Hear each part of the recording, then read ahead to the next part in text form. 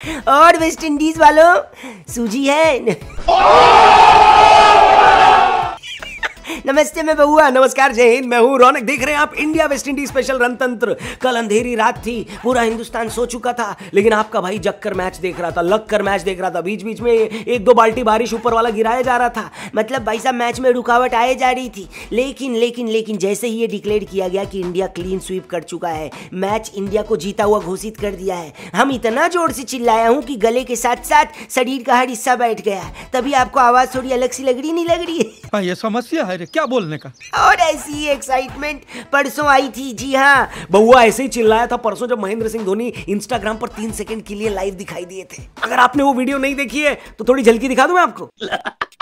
यार जी हाँ, crico Insta पे ऐसी तमाम वीडियोस आप देख सकते हो। बाकी हमारे क्रिको चैनल को भी फॉलो करना, गार्लिक ब्रेड की कसम मजा आ जाएगा। लेकिन खैर, महेंद्र सिंह धोनी का 3 सेकंड के लिए भी इंस्टाग्राम पर लाइव आ जाना उनको सोशल मीडिया पर ट्रेंड कराने के लिए काफी था। इससे पहले जब धोनी इंस्टाग्राम पर कुछ करके ट्रेंडिंग में आए थे तो वो तारीख थी अगस्त 2020 और टाइम था शाम को 7:29। उस वक्त धोनी ने रिटायरमेंट ली थी। खैर, धोनी अपने सोशल मीडिया से इतने ही दूर रहते हैं जितने हम अपने रिश्तेदारों से रहना चाहते हैं। और ऋषभ पंत की इंस्टाग्राम लाइव पर ज्वाइन होना भी धोनी खुद नहीं चाहते थे, वो तो साक्षी भाभी ने कैमरा उनकी तरफ घुमा दिया और जैसे ही ऋषभ पंत ने कहा भैया को रोको थोड़ी देर, धोनी ने पहली फुर्सत में कैमरा बंद कर दिया। 3 सेकंड कैमरे पर आकर धोनी ने जो कंटेंट दिया है और क्रिकेट के कीड़ों को एंटरटेन किया है, इसके बाद तो कोई भी एंटरटेनमेंट कम ही होता है भैया, है कि नहीं? ऊपर से इंडिया ने सीरीज ऑलरेडी जीत ली थी, इसलिए तीसरे मैच के लिए अंदर से फीलिंग ही नहीं आ रही थी एक्साइटमेंट की। पहले 2 मैच भी बढ़िया गए थे और लॉ ऑफ एवरेज के हिसाब से ये वाला बोरिंग होने वाला था, ऐसा हमें अंदेशा था। खैर, धवन भैया ने सीरीज में पहली बार टॉस जीता, बैटिंग का फैसला किया और खुद बल्लेबाजी करने भी आ गए। एक तो जब कभी किसी भी टीम का ओपनर कैप्टन होता है ना, तो मुझे मोहल्ले की टीम याद आ जाती है, जहां जिसका बल्ला होता था वही कैप्टन बनता था और फिर बैटिंग भी वही पहले करता था। बल्ला मेरा है तो पहले खेलूंगा मैं।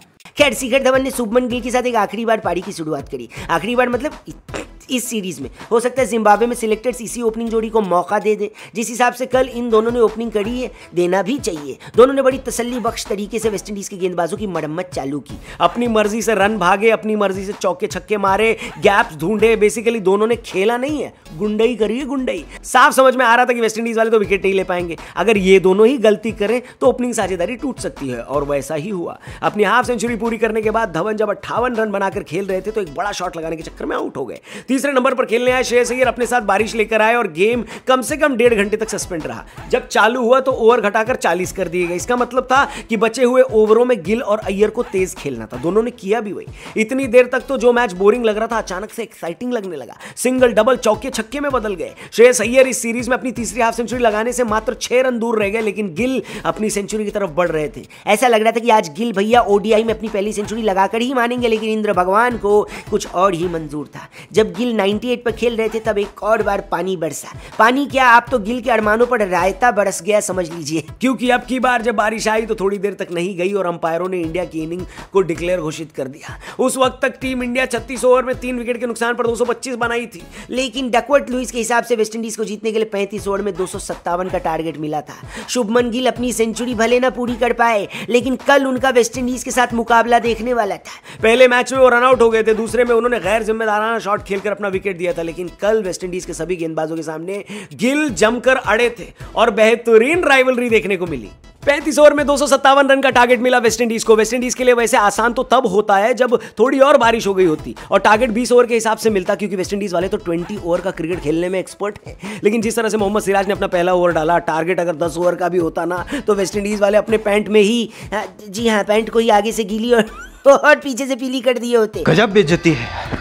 अपनी पहली ही गेंद पर सिराज भाई ने मेयर्स के पीछे वाले लकड़ी के फर्नीचर हिला दिए, मतलब बोल्ड कर दिया और 2 गेंदों बाद ब्रुक्स को भी बिना स्कोरर को परेशान किए भेज दिया। जी हाँ, वेस्टइंडीज के बोर्ड पर रन एक भी नहीं लगा था, लेकिन विकेट गिरे थे 2।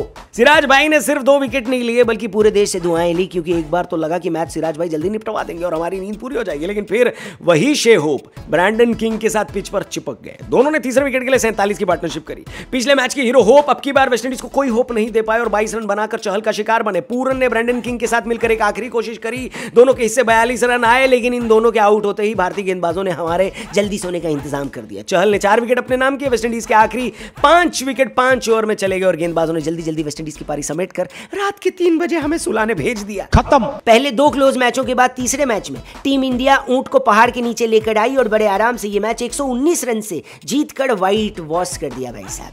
अब ये गाड़ी T20 सीरीज की तरफ बढ़ेगी। बाकी हम तो आपसे कल सुबह मिलेंगे ही। बहुत ताबड़तोड़ वीडियो आपके लिए ला रहे हैं, इसलिए चैनल को जरूर सब्सक्राइब करना, फेसबुक पे देख रहे तो पेज को लाइक करना, इंस्टाग्राम पे भी राम राम बोलना। थैंक यू फॉर वॉचिंग, जल्दी मिलते हैं। जय हिंद।